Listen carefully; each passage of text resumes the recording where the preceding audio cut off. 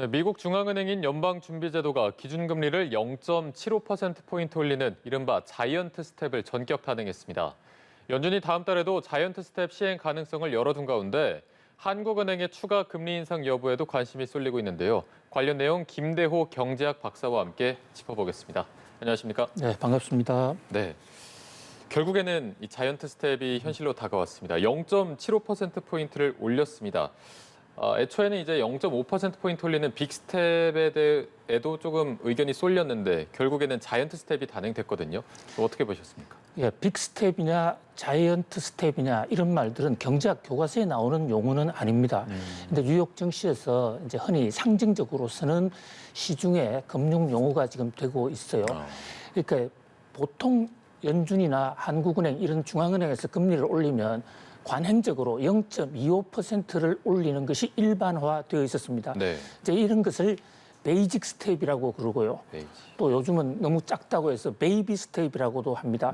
그리고 그보다 2배인 0.5를 빅 스텝, 또 그보다도 더 높아진 것을 자이언트 스텝, 그보다 더 높은 1% 정도를 울트라 스텝, 이렇게 이제 구분을 하는데요. 네네. 이번에 연준이 제롬 파월 연준 의장이 지난 3월 달에 그러니까 3개월 전에 이미 예고를 했었습니다. 6월 달경에 0.50%의 빅스텝을 할 수 있다. 그래서 세간에서는 금융시장에서는 6월 달 빅스텝 0.50% 인상을 기정사실로 보고 있었거든요. 그런데 이제 미국 연준에서 지금 막 금리를 조정을 했는데 이번에는 0.75%포인트를 올렸거든요. 이른바 빅스텝보다 더 높다는 자이언트 스텝을 단행을 한 것입니다. 네. 근데 그만큼 현재 미국의 그 물가 상황이 엄중하다 이렇게 볼 수가 있겠죠. 네. 지금 이제 연준이 4차례 더 회의를 가지지 않습니까? 7월 달에 일단 예고가 돼 있는데 여기에서도 지금 한 차례 더 자이언트 스텝이나 혹은 빅 스텝 인상 가능성이 나오고 있어서 앞으로의 전망 좀 어떻게 보고 계십니까? 예, 지금 제롬 파월 연준 의장이 0.75%포인트 인상을 단행한 이후에 기자회견을 했습니다. 이 제롬 파월 연준 의장의 기자회견은 앞으로 연준의 향방, 미래의 금리 정책을 어떻게 할 것이냐를 나타내주는 매우 중요한 시그널이거든요. 이제 이 자리에서 제롬 파월 연준 의장이 7월 달에 현재의 경제 상황, 거시경제 여건이 그대로 유지가 된다면 0.5% 내지 0.75% 인상할 가능성이 높다. 그러니까 빅 스텝 또는 자이언트 스텝 둘 중에 하나를 선택하겠다. 이렇게 얘기를 해서 이번 자이언트 스텝 금리 인상이 6월로 끝나는 게 아니라 앞으로도 계속 이어질 수 있다. 이런 이제 공포를 줬고요. 또 연준에서 점도표라는 점으로 찍은 그래프, 이른바 다트 그래프라는 것을 내놓는데요. 여기를 보면 연말까지 3.4%까지 올릴 수 있다. 그러면 앞으로 계속 금리를 올릴 수 있다 하거든요. 이런 어떤 시그널이 나왔는데도 불구하고 뉴욕 증시는 오히려 올랐습니다. 뉴욕 증시뿐만 아니라 전 세계 증권 시장이 지금 오히려 큰 반등을 했는데요. 지금 그래픽에 보시다시피 다우지수 같은 건 상당히 큰 폭으로 올랐죠. 네. 이 대목에 대해서 좀 의아해하시는 그런 어떤 시장 분석가들도 없지는 않은 것 같은데요. 이게 전체적으로 이제 금리 인상에 대해서 조금씩 시장이 적응해 가는 단계가 아닌가. 또 제롬 파월 연준 의장이 다음 달에도 빅스텝 또는 자이언트 스텝 금리 인상을 할 수 있다고 얘기하면서 하나의 단서를 붙였습니다. 이런 큰 폭의 금리 인상은 그러나 일반적인 칸몬한 현상은 아니다. 그러니까 흔한 일은 아니다. 경제 지표가 조금이라도 개선되면 이보다 훨씬 적게 금리를 인상할 수도 있다라는 좀 퇴로도 하나 놔뒀다. 이런 면이 하나 있고요. 또 하나는 자 이렇게 금리가 계속 올라간다는 공포 때문에 잠도 못 자고 주가가 떨어질 것 같으면 아예 이번처럼 자이언트 스텝으로 대거 한꺼번에 많이 올려놓으면 몇 번만 더 이렇게 올리면 적어도 연말이나 내년 초에는 금리 수준이 안정되지 않겠는가. 그래서 흔히 속설로 꼭 맞아야 될 매라고 그러면 먼저 맞는 것이 훨씬 더 낫다. 이런 분위기도 일부 감지되고 있습니다. 물론 주가라는 것은 하루에도 수십 번 변할 수 있는 것이기 때문에 뉴욕 증시나 코스피가 어떻게 반응했다 해서 그것이 곧 정책을 좌지우지하는 것은 아닙니다만은 적어도 이제 금리가 큰 폭으로 오른 것에 대한 시장의 공포는 조금은 줄어들었다 이렇게 볼 수 있겠습니다. 네, 증시 얘기를 해주셔서 증시 얘기를 조금만 더 해보도록 하겠습니다. 말씀해주신 대로 이제 뉴욕 증시가 상승 마감을 했고 오늘 오랜만에 이제 코스피도 반등하는 모습을 보여줘서 이게 어떻게 보면 바닥을 찍고 조금 반등하는 방향으로 가는 건지 기대하는 목소리가 많거든요. 어떻게 예상을 해야 될까요? 예, 뭐 주가는 한 치 앞을 예견하기가 물론 쉽지는 않습니다만은 우선 이제는 바닥에 왔다라고 보는 시각은 그동안의 주가가 너무 많이 떨어졌고 현재 떨어진 것을 주가와 회사의 기업 가치로 측정을 해보면 그것이 PER 지수라든지 PER 지수 이래 보면 정상 상태보다 주가가 너무 떨어져 있기 때문에 오히려 오를 수 있다는 이런 전망도 있고요. 또 금리 인상기에 그동안에 여러 번 금리 인상을 우리 근대 세계 경제사에서 특히 뉴욕 증시에서 그런 일이 있었습니다만 특히 이번에 금리 0.75%포인트 인상은 1994년 클린턴 대통령 때 있고 28년 만에 처음이거든요. 전 그 당시에 미국서 학교에서 공부를 하고 있었습니다만은 이 0.75% 금리 인상이 오고 난 이후에 미국 경제는 상당히 좋아졌었습니다. 뭐 그런 어떤 놓고 봐서 금리라는 게 올라도 장단점이 있고 내려도 장단점이 있는 것이기 때문에 금리가 오른다고 해서 무조건 나쁘고 금리가 내린다고 해서 무조건 좋은 것도 아니고 그 역의 관계도 성립되지 않는다. 그런 면에서 금리는 하나의 변수다. 자, 중요한 것은 제롬 파월 연준 의장이 금리 대폭적인 인상을 예고하면서도 절대로 스태그플레이션은 오지 않겠다 이렇게 예고를 했거든요. 이 제롬 파월의 약속이 지켜진다고 그러면 금리가 이제 오르더라도 경제가 살아날 수 있고 그렇게 된다면 주가도 상승 탄력을 받을 수가 있는데요.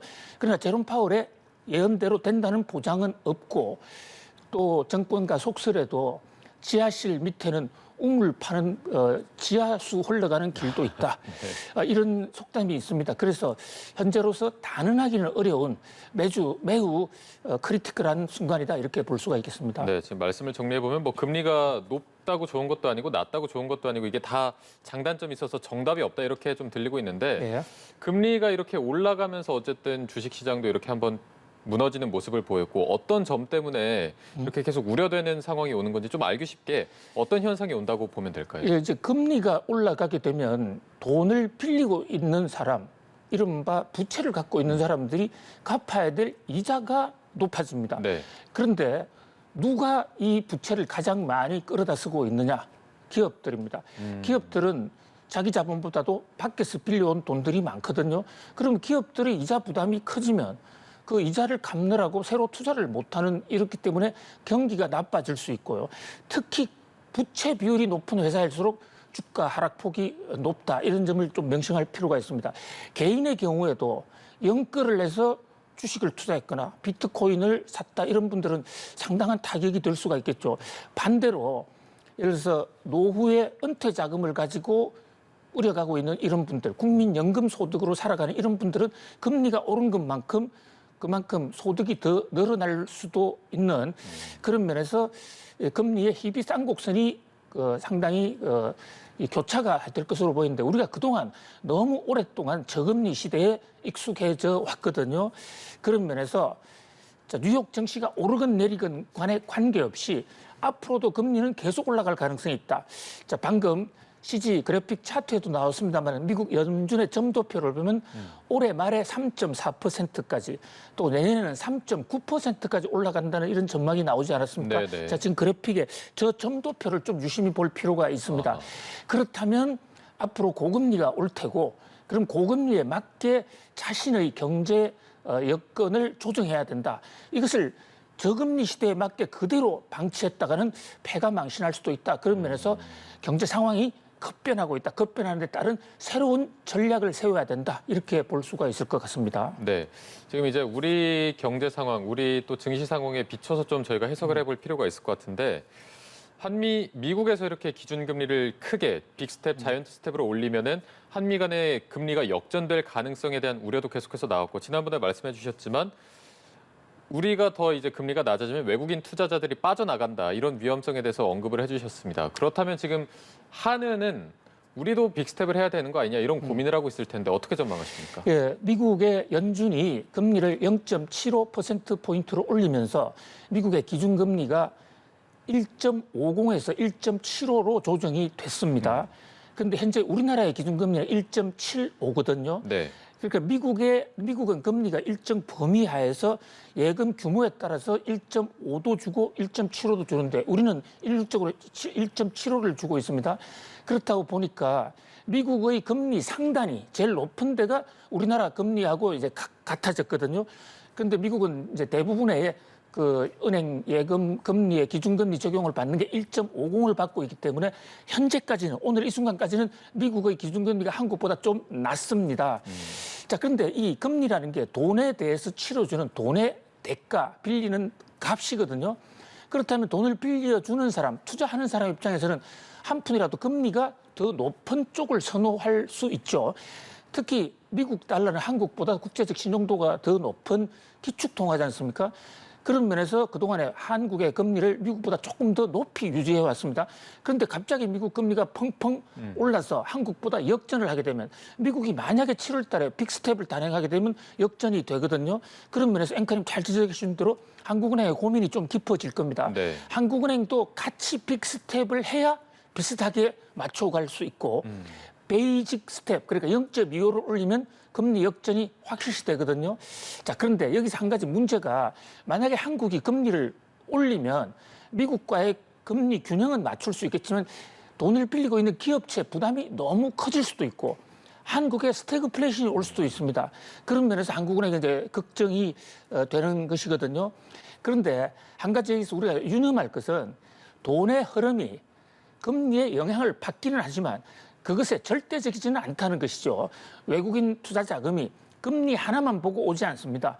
그리고 외국인 투자할 때 지금의 금리보다도 미래의 수익률, 환율, 그 나라의 기업의 투자 가능성, 경기 전망 이런 게 복합적으로 걸려있기 때문에 너무 한미 금리 역전되는 것에 놀라거나 당황할 필요가 없고요.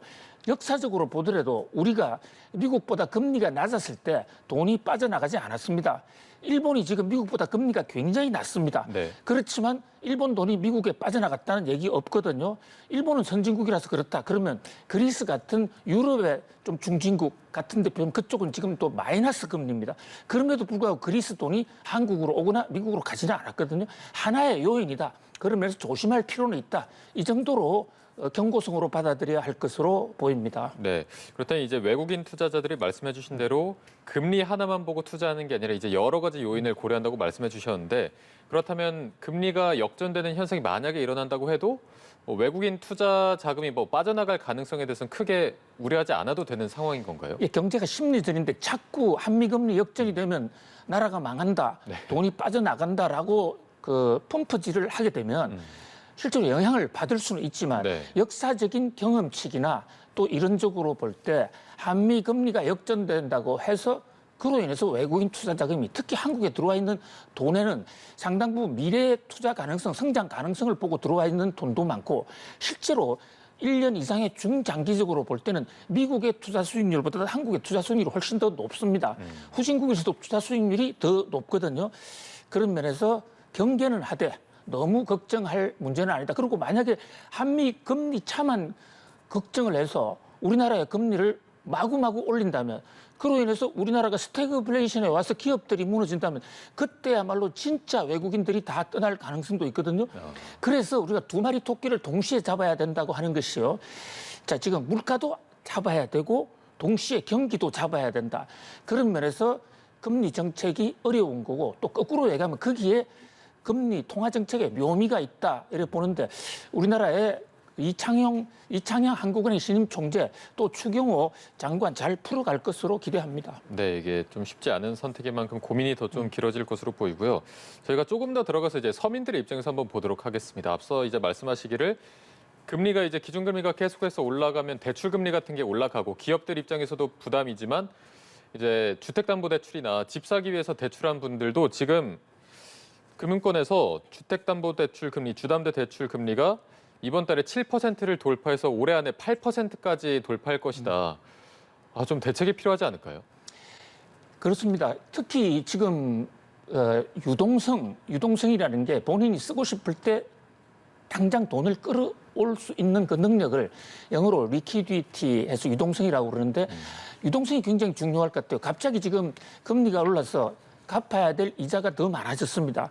또는 투자 대출 원금이 더 많아졌습니다. 그런데 그것을 갚지 못하면 앞으로 자기가 돈을 어디서 회수할 수 있는 능력이 있다 하더라도 흑자 부도가 날 수 있는 것이거든요. 네. 이런 금리 인상기에는 유동성을 확보하는 게 언제든지 꺼낼 수 있는 현찰성, 유동성을 확보하는 게 굉장히 중요할 것 같고요.